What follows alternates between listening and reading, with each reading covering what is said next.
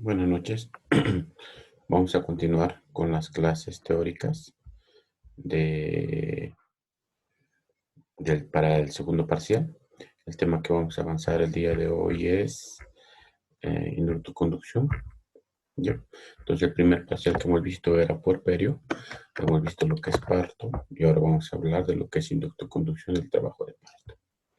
Entonces inductoconducción del trabajo de parto simplemente es el método o intervención para iniciar artificialmente las contracciones uterinas. Cuando hablamos de esto, estamos hablando de inducción, es decir, el de iniciar las contracciones uterinas en una paciente, lógicamente, que no está con trabajo de parto. Este inicio de las contracciones uterinas tiene dos objetivos: estimular la contracción del útero para que produzca borramiento y dilatación cervical. ¿Cuál es el objetivo? El objetivo es que el trabajo de parto resultante debe ser producido exactamente igual a un parto normal, espontáneo. Entonces tiene que disimular o hacer que el trabajo de parto sea lo más fisiológico posible para evitar cualquier tipo de complicaciones que se pueda presentar. Esto es en cuanto a la inducción del trabajo de parto. Ahora vamos a hablar qué es conducción del trabajo de parto. Simplemente es la acción de guiar las contracciones uterinas a las de un trabajo de parto normal. Es decir, en este caso la paciente ha iniciado recién las contracciones, ya tenía las contracciones uterinas, pero estas contracciones uterinas no eran efectivas, no se realizaban, no había progresión del trabajo de parto y nosotros hemos tenido que utilizar métodos mecánicos y farmacológicos, como vamos a ver más adelante, para mejorar las contracciones uterinas y que el trabajo de parto continúe. Entonces, conducción es guiar las contracciones uterinas de trabajo de parto que ya se habían iniciado. De la misma manera que la inductoconducción es lograr que el trabajo de parto sea lo más fisiológico que pueda ser. En este caso, el trabajo de parto espontáneo o inducido ya se había iniciado, como les había comentado. Perdón. Inducción del trabajo de parto. Entonces, inducción del trabajo de parto es un procedimiento común. Se dice que aproximadamente de 100 mujeres embarazadas, 20% van a necesitar eh, que el trabajo de parto se inicie por inducción del trabajo de parto. Es decir, utilizar métodos farmacológicos para que se inicien las contracciones uterinas, por múltiples indicaciones que vamos a ver más adelante. Indicaciones: si la madre y el feto se benefician más de la terminación del embarazo en vez de su continuación. Y beneficios: deben ser mayores a los riesgos potenciales de continuar con el embarazo. Entonces, el indicar inducción del trabajo de parto tiene que ser beneficioso tanto para la madre como para el feto. Cuando la madre, cuando para la madre, el beneficio para la madre y el feto es preferible la terminación del embarazo por vía vaginal. Les voy a dar un pequeño ejemplo. Por ejemplo, que las membranas ovulares se hayan roto, haya una ruptura prematura de membranas. En este caso, se tiene que interrumpir el embarazo, porque continuar con el embarazo con membranas rotas, hay un riesgo de que se pueda producir un proceso infeccioso tanto en la madre como también en el feto. Entonces, un beneficio que la madre va a tener por la ruptura y el madre y el feto va a tener por ruptura de las membranas. Entonces, una indicación de inductoconducción del trabajo de parto, es decir, de iniciar las contracciones uterinas en una paciente que no se ha iniciado. En pacientes embarazadas con alto riesgo de mortalidad materna, por ejemplo, las famosas preeclampsias. Las preeclampsias son condiciones maternas obstétricas donde sube la presión arterial, donde ya fácilmente se pueden convertir en preeclampsias severas, como ustedes saben. Entonces hay el riesgo de que se pueda complicar esta paciente. Entonces, llegado a las 37 semanas, y si las condiciones obstétricas son favorables, como habíamos hablado en el tema uh, de las preeclampsias, entonces lo mejor es interrumpir el embarazo. Si las condiciones son favorables, inducimos el trabajo de parto con, ya sea con métodos farmacológicos o mecánicos. Fetos con alto riesgo de mortalidad perinatal o alta tasa de mortalidad fetal tardía también, son indicaciones. Y principalmente entonces le vamos a dividir a las indicaciones de inducir el trabajo de parto en tres: indicaciones maternas, indicaciones fetales y también indicaciones ovulares. Dentro de las indicaciones maternas tenemos las preeclampsias, ya les había mencionado, a las 37 semanas de gestación, entonces interrumpimos el embarazo. ¿Y qué vamos a hacer en estas pacientes que no tienen trabajo de parto? Vamos a inducir el trabajo de parto una vez que se ha corroborado las 37 semanas de gestación. No necesitamos prolongar más. En caso de preeclampsia severa, en este caso sí, independientemente de la semana de gestación. En caso de eclampsia, también independientemente de la edad gestacional. Hipertensión crónica al llegar a las 37 semanas. Hipertensión crónica con preeclampsia, independientemente de las semanas de gestación. Y diabetes mellitus de la misma manera a las 37 semanas. Entonces, son algunas de las indicaciones de causa materna que nosotros podríamos utilizar para inducir el trabajo de parto, ¿verdad? Entonces son algunas indicaciones. También tenemos pacientes con nefropatía, problemas renales, pacientes con lupus eritematoso, pacientes con miastenias graves, púrpura trombocitopénica idiopática y algún problema endocrinológico como ser hipertiroidismo o hipotiroidismo. Entonces, son indicaciones maternas en las cuales hay una indicación para interrumpir el embarazo. En este caso, por parto por vía vaginal, como les había mencionado, siempre y cuando las condiciones sean favorables. Inducimos el trabajo de parto. Tenemos también indicaciones fetales, como ser embarazos prolongados, es decir, embarazos de más de 42 semanas de gestación. En estos casos son indicaciones de interrumpir el embarazo, 42 semanas para el pacientes con retardo de crecimiento intrauterino, es decir, si el feto no recibe buena cantidad de nutrimentos, no va a crecer, va a tener un retardo de crecimiento intrauterino. Y este retardo de crecimiento intrauterino también se puede complicar con óbitos fetales. El feto se puede morir porque no está recibiendo nutrientes en forma adecuada por muchos factores. Si nosotros hemos hecho el diagnóstico de óbito fetal o muerte fetal dentro del útero, entonces la conducta es interrumpir el embarazo. Si las condiciones obstétricas son favorables, entonces también inducimos el trabajo de parto. Otra indicación de causa fetal, muerte fetal. Y finalmente, dentro de las causas fetales tenemos disminución del factor RH, independientemente del grado de afectación, tanto materno como también fetal.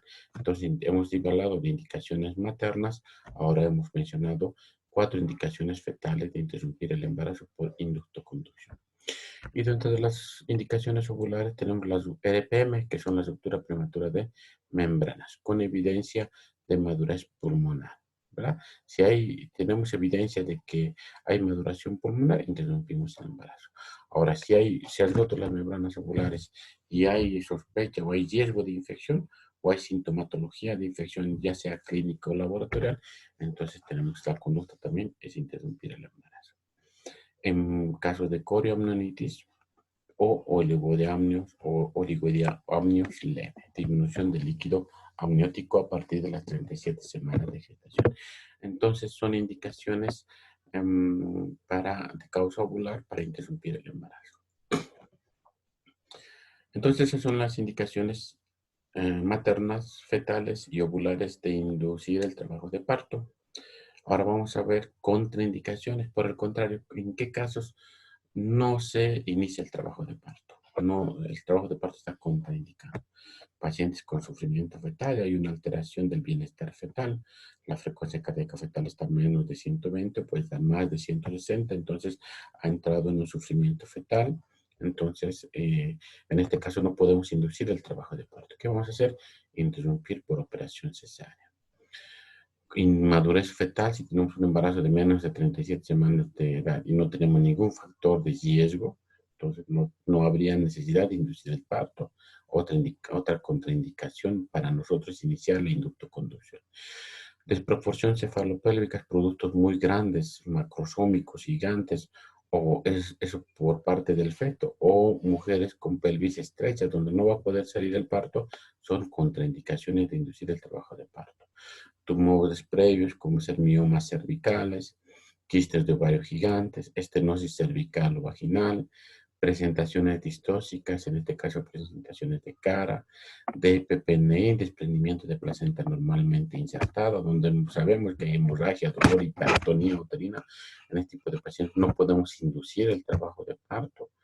hay que decir indicación absoluta de cesárea, placentas previas oclusivas totales, hipertonía uterina, pacientes que tengan el antecedente de una cirugía a nivel cervical, como ser los cerclajes, o puede ser miomectomías que se hayan sacado del cervix, o cáncer cervicouterino estadio 2 para adelante. Entonces son contraindicaciones en donde nosotros no podemos inducir el trabajo de parto. En estos casos, si se dan cuenta, también serían indicaciones de cesárea, ¿verdad? Indicaciones absolutas de cesárea, donde nosotros no podemos intentar inducir el trabajo de parto. Las contraindicaciones relativas de inducir el trabajo de parto: cicatriz uterina anterior, como ser una operación cesárea o una miomectomía. Es decir, en pacientes que tienen una cesárea anterior, nosotros podemos intentar el parto por vía vaginal. Con 2 cesáreas ya no. Con una cesárea sí se puede intentar. Entonces, en este tipo de pacientes, si las condiciones obstétricas son favorables, se puede intentar inducir el trabajo de parto. Lógicamente, tenemos que tener todas las condiciones para interrumpir el parto en este tipo de pacientes, porque hay el riesgo de que se pueda, de que tengamos, pueda producirse una ruptura uterina, como lo que nosotros ya sabemos, ¿verdad? En grandes multíparas o tumores previos también. Son contraindicaciones relativas de inducir el trabajo de parto. Ahora bien, hay varios métodos para inducir el trabajo de parto. Tenemos métodos mecánicos y también tenemos métodos farmacológicos. Dentro de los métodos mecánicos tenemos estos dilatadores que se denominan dilatadores de Hegar o de Sims. Estos dilatadores de Hegar o Sims, perdón,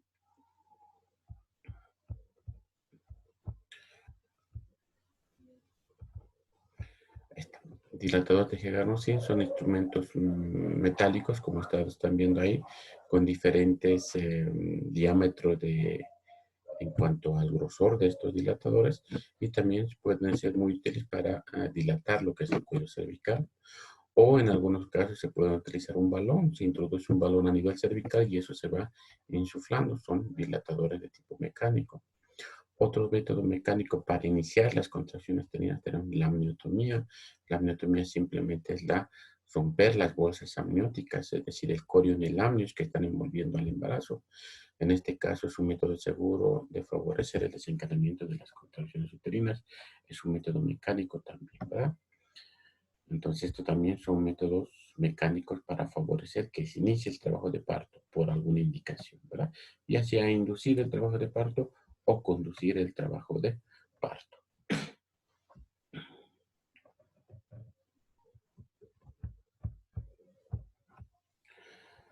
Desprendimiento de las membranas, es decir, se denomina maniobra de Hamilton. En este caso aumenta en un 63 o un 80% la posibilidad de que el parto se produzca dentro de las 48 horas. Esta maniobra de Hamilton se hace introduciendo los dedos en la vagina de la paciente, como ven en el dibujo, y se llega a nivel del cuello cervical, y lo único que se hace es desprender las membranas ovulares, ¿verdad? Nosotros hacemos estas maniobras. El problema que tenemos con esta maniobra es que produce mucho dolor en la paciente. Si vamos a hacer, tenemos que orientar a la paciente, se tiene que explicar qué es lo que vamos a hacer para que no estemos produciendo mucho dolor sin que la paciente esté consciente de lo que se le va a realizar. Reduce la incidencia de embarazos prolongados y la necesidad de otros métodos de inducir el trabajo de parto, ¿verdad? No se asocia a infección materna ni neonatal porque, como vemos, no hay ruptura de membranas, no rompemos o sea, no hacemos la amniotomía que hemos visto hace un momento. En este caso solamente desprendemos las membranas ovulares. Entonces, el riesgo infeccioso no se va a producir. Y como se ha mencionado, es un procedimiento que va a molestar a la paciente y por eso necesitamos un consentimiento informado. Tenemos que orientar a la paciente e indicar lo que se le va a realizar. Bueno, y dentro de los métodos médicos o farmacológicos tenemos estos diferentes compuestos farmacológicos químicos. Tenemos las prostaglandinas del tipo E2, la prostaglandina F2 alfa o la prostaglandina E1. Son prostaglandinas que nosotros podemos utilizar para hacer una maduración cervical, como lo que hemos visto cuando tratamos abortos detenidos o abortos inevitables, para hacer la maduración cervical y ese cuello que vaya dilatando. Entonces son estos métodos farmacológicos que también podemos utilizar. Reduce mucho lo que son la incidencia de cesáreas. Es un buen método que se puede utilizar. Disminuye el uso de bloqueo epidural en algunos pacientes que se tenga que utilizar el trabajo de parto. Y el que tenemos aquí, el más utilizado en este tipo de pacientes con método médico o farmacológico para iniciar las contracciones uterinas, tenemos el misoprostol. No, misoprostol, un nombre genérico, y como nombre comercial nosotros conocemos como Cytotec, lo podemos conocer como Misog también, y es un análogo de las prostaglandinas del tipo E, ¿verdad? Es muy efectivo en caso de que nosotros quisiéramos inducir el trabajo de parto, mucho mejor que la oxitocina. Pero bueno, si no tenemos el misoprostol para inducir el trabajo de parto, en este caso podemos utilizar la oxitocina para inducir el trabajo de parto también. Pero en cuestión de inducir el trabajo de parto, el mejor medicamento que nosotros tenemos es el misoprostol en forma de Cytotec o Misog, como se había estado mencionando.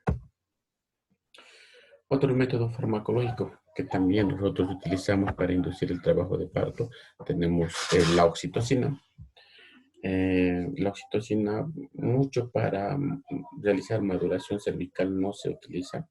Lo que más nosotros estamos utilizando es el misoprostol. La oxitocina sí, para conducir el trabajo de parto. Para inducir, mucho la oxitocina no es muy útil. Lo que sí, como les vuelvo a repetir, el misoprostol es mucho mejor. Es apropiado el esquema lento, incremento y baja dosis máxima para inducir el trabajo de parto. Se debe administrar 6 horas antes de la aplicación de prostaglandinas. No se debe administrar, 6 horas antes de la aplicación de prostaglandinas. Lo mejor para inducir el trabajo de parto es utilizar primero misoprostol a nivel cervical y después recién utilizar la oxitocina, ¿verdad?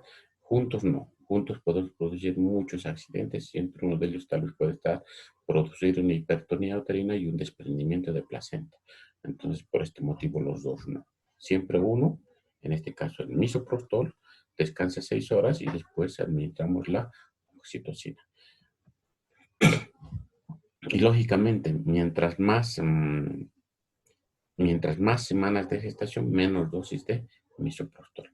Como hemos visto en el caso de abortos inevitables, la dosis era de 600 a 800 microgramos de misoprostol. En embarazos de 37 semanas para adelante, solamente utilizamos 50 microgramos, máximo 25 o 50 microgramos, no más. Si utilizamos mayor cantidad, podemos producir hipertonías uterinas y desprendimiento de placenta normalmente insertada, ¿verdad? Y siempre, lógicamente, tenemos que hacer una valoración del índice de Bischoff, que esto ya sabemos, que valora el estado del cuello uterino en cuanto a lo que es la dilatación, longitud, altura de la presentación, consistencia y posición. Entonces, son algunas indicaciones para utilizar para inducir el trabajo de parto. Esto ya lo sabemos, ¿ya? La oxitocina, como ya les había mencionado, es el fármaco que más se utiliza principalmente para conducir el trabajo de parto. Es un polipéptido de 9 aminoácidos, sintetizada por W. Zessler y Tippett en 1953. Sabemos que se producen a nivel del hipotálamo, en los núcleos supraópticos y paraventriculares, y de ahí se almacena a nivel de la hipófisis posterior o neurohipófisis, y de ahí en forma pulsátil se va vaciando la circulación a medida que se necesite esta hormona muy importante, tanto para el trabajo de parto como para la expulsión de la leche también. Este oxitocina puede venir en ampolla de 5 unidades internacionales, 3 unidades internacionales o 10 unidades internacionales, ¿verdad? En una ampolla de 1 cc. Factores que pueden favorecer la liberación de la oxitocina. Tenemos la distensión uterina. Ahí está el reflejo de Ferguson. Es uno de los mecanismos que van a iniciar el trabajo de parto. La distensión uterina, que generalmente se presenta en embarazos ya de término. Estimulación mecánica del útero y de la vagina también es otro mecanismo para favorecer la liberación de oxitocina. Tenemos otro mecanismo de Ferguson que es la estimulación mecánica de los pezones, los estímulos emocionales también y los estímulos osmóticos y químicos. Entonces, si se dan cuenta, hay varios métodos que nosotros podemos utilizar para favorecer la liberación de la oxitocina. ¿Verdad? ¿Cuáles son las propiedades de la oxitocina? Facilita la transmisión nerviosa a nivel de la glándula uterina, lo cual favorece que el útero se vaya a contraer. A nivel de la glándula mamaria contribuye a la expulsión de la leche, que ya les había mencionado. A nivel, tiene efecto vasoconstrictor a nivel uterino, es decir, a nivel uterino produce contracción uterina, pero a nivel sistémico la oxitocina va a producir vasodilatación. Entonces hay que tener mucho cuidado el uso de oxitocina en nuestros pacientes. A nivel uterino produce contracción, pero a nivel sistémico, a nivel de los vasos sanguíneos, arterias y venas, a nivel del todo el cuerpo, lo que va a producir es una vasodilatación. Y si nosotros administramos oxitocina en forma no controlada en cuanto a la administración de oxitocina, podemos producir hipotensión en nuestra paciente, ¿verdad? Ya sabemos, si producimos hipotensión, reducimos el flujo uteroplacentario y podemos afectar a lo que es el feto, ¿verdad? Poniendo en riesgo, lógicamente, su vida. Disminuye la filtración glomerular, la excreción renal de agua y electrolitos, y también en la fecundación inhibe la ovulación. Son algunas de las propiedades que tiene la oxitocina. Los receptores de oxitocina se expresan principalmente a nivel de la vesícula y miometrio y tejido mamario. Estos receptores se encuentran principalmente a nivel del músculo uterino. Y como se encuentra a nivel del músculo uterino, en primeras semanas de gestación, el útero no tiene gran cantidad de receptores de oxitocina. Por este motivo, en los pacientes de menos de 5 meses de gestación, no se utiliza oxitocina para inducir o conducir el trabajo de parto, porque no hay receptores de oxitocina. Si nosotros tuviéramos que utilizar oxitocina en embarazos de término o preterm de menos de 5 meses de gestación, deberíamos utilizar grandes cantidades de oxitocina. Pero les había mencionado, la oxitocina a nivel uterino produce contracción, pero a nivel sistémico produce vasodilatación. Y les vuelvo a repetir, si hay vasodilatación, va a producir hipotensión en nuestras pacientes, ¿verdad? La oxitocina se secreta principalmente por el hígado y también se secreta por los riñones. Son las dos principales vías de excreción de oxitocina. Es metabolizado por una hormona que es la oxitocinasa y tiene validez demostrada para inducir la maduración cervical. No tiene validez demostrada para inducir la maduración cervical. Mucho mejor para inducir la maduración cervical es el misoprostol que ya les había mencionado. Debe usarse con cervix favorable, ya les he mencionado, tenemos que valorar lo que es el índice de Bischoff con esos parámetros, 5 parámetros que ustedes ya saben que se tienen que medir. Es muy importante. Y la vida media de la oxitocina es de 4 a 12 minutos, ¿ya? Principalmente a los 8 minutos como promedio. Entonces son propiedades de la oxitocina que nosotros tenemos que conocer. Y este es el esquema muy importante que ustedes tienen que usar para utilizar la oxitocina. ¿Cómo se comienza? Con 4.000 unidades por minuto. ¿Ya? ¿Cómo se utiliza la oxitocina? La oxitocina se utiliza una solución de 500 cc.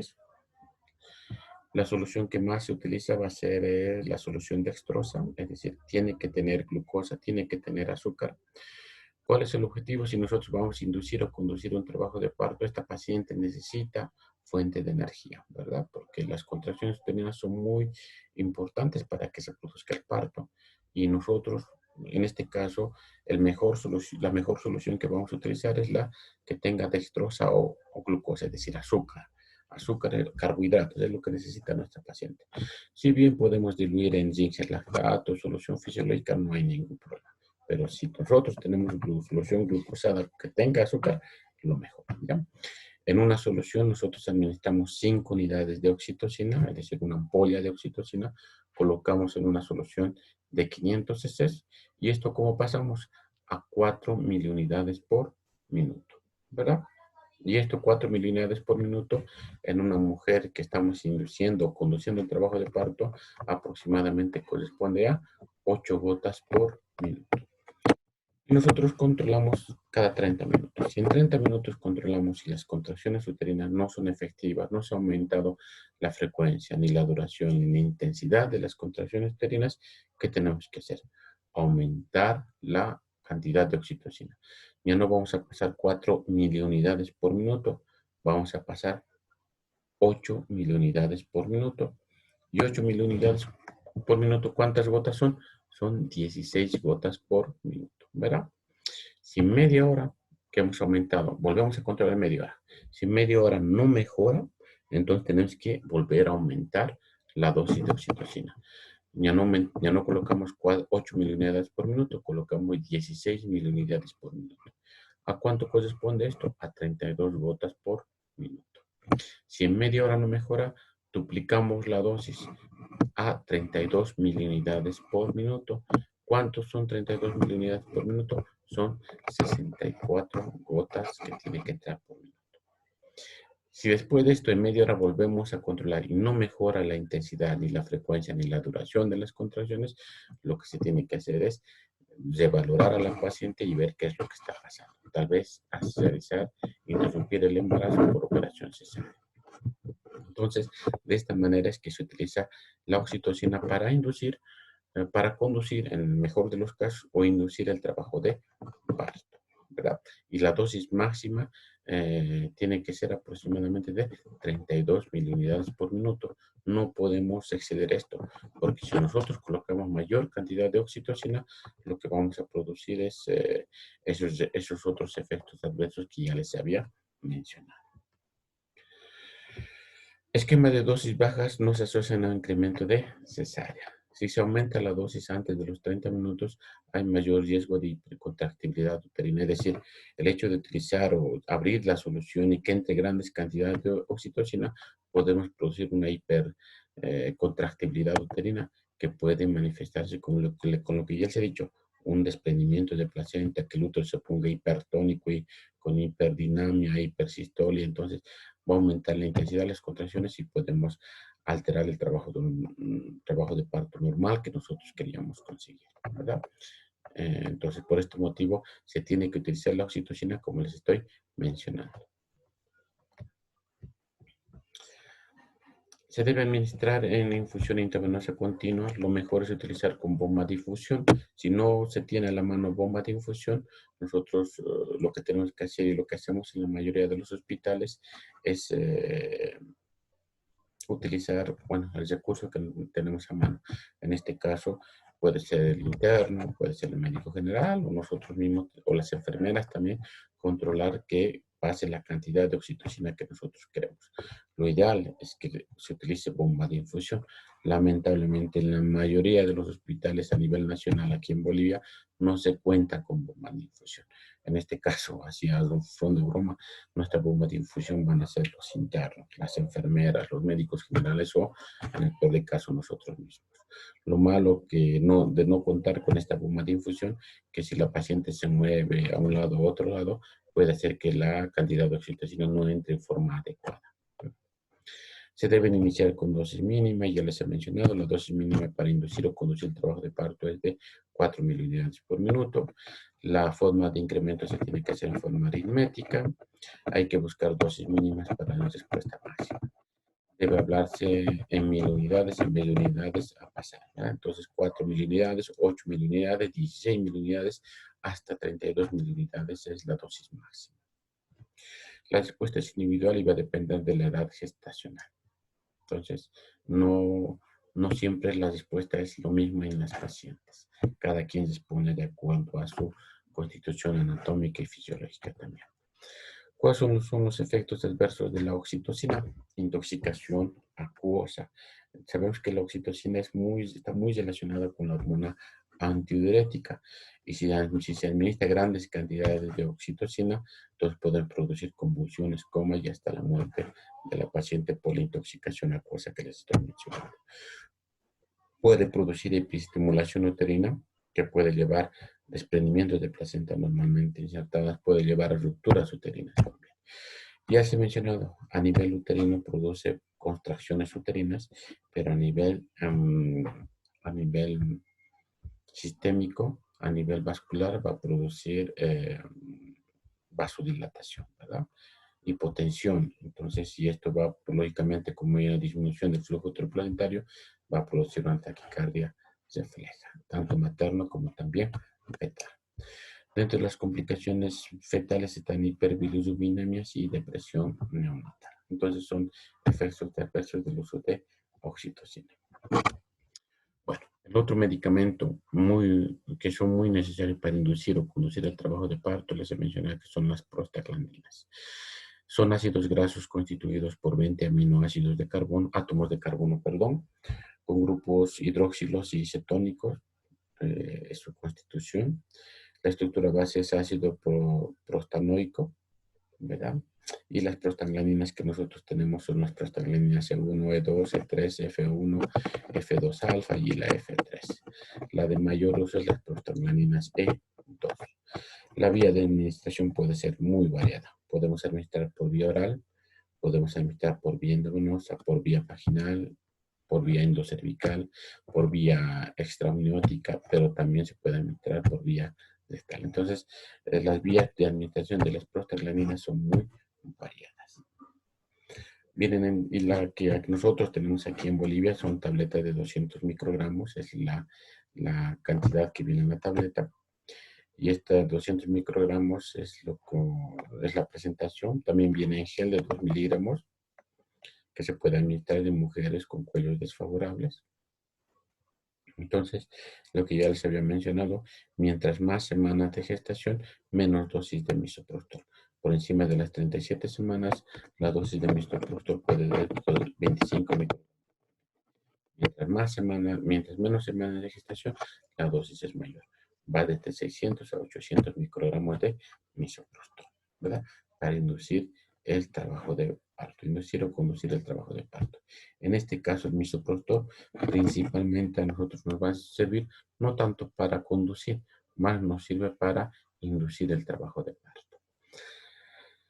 ¿Cuáles son los controles maternos que se tiene que hacer? La paciente tiene que estar bien hidratada, tiene que tener una frecuencia cardíaca estable, es decir, hemodinámicamente la paciente tiene que estar bien, frecuencia cardíaca y presión arterial tiene que estar normal. Monitoreo clínico, se tiene que monitorizar en forma continua y estricta lo que es la contractibilidad uterina en relación a lo que es el tono, frecuencia, intensidad y duración de las contracciones uterinas. Hay que tener mucho cuidado en utilizar el misoprostol, las prostaglandinas. Tenemos que monitorizar la frecuencia cardíaca fetal y esto generalmente preferimos hacer nosotros con un cardiógrafo, una monitorización continua del bienestar fetal, monitorización electrónico externo de las contracciones y de la frecuencia cardíaca fetal. Entonces, no tiene que escatimarse los esfuerzos para una vigilancia tanto materna como también fetal. Aumento del parto vaginal en 24 horas y reducción de las frecuencias necesarias. Son los beneficios tanto de utilizar la oxitocina como el misoprostol. Esos son los objetivos. Beneficios: aumento del número de mujeres satisfechas con el resultado.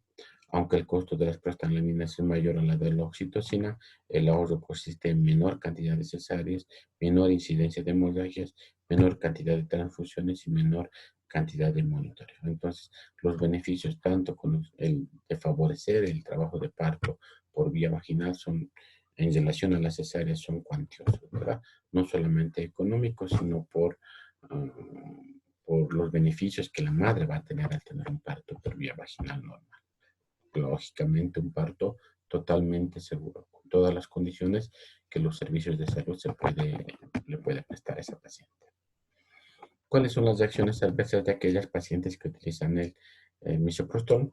Trastornos gastrointestinales, las pacientes refieren diarrea, reflujo biliar, puede haber náuseas, puede haber vómitos. Algunas pacientes pueden experimentar episodios de broncoespasmos por su efecto a nivel de la musculatura lisa. Algunas presentan un aumento de la frecuencia del aumento de la temperatura, van a presentar fiebre y hay alteraciones de la presión arterial también. Lo que se evidencia es un aumento de la presión arterial, pero son reacciones adversas que no se presentan en la mayoría de las pacientes, son en algunas pocas pacientes que sí se puede presentar. No debe ser utilizado en pacientes que tengan cirugías a nivel del útero, pacientes con cesárea, pacientes con miomectomías o cualquier otro tipo de cirugía a nivel uterino. Es mucho riesgo, puede producir rupturas uterinas, ¿verdad?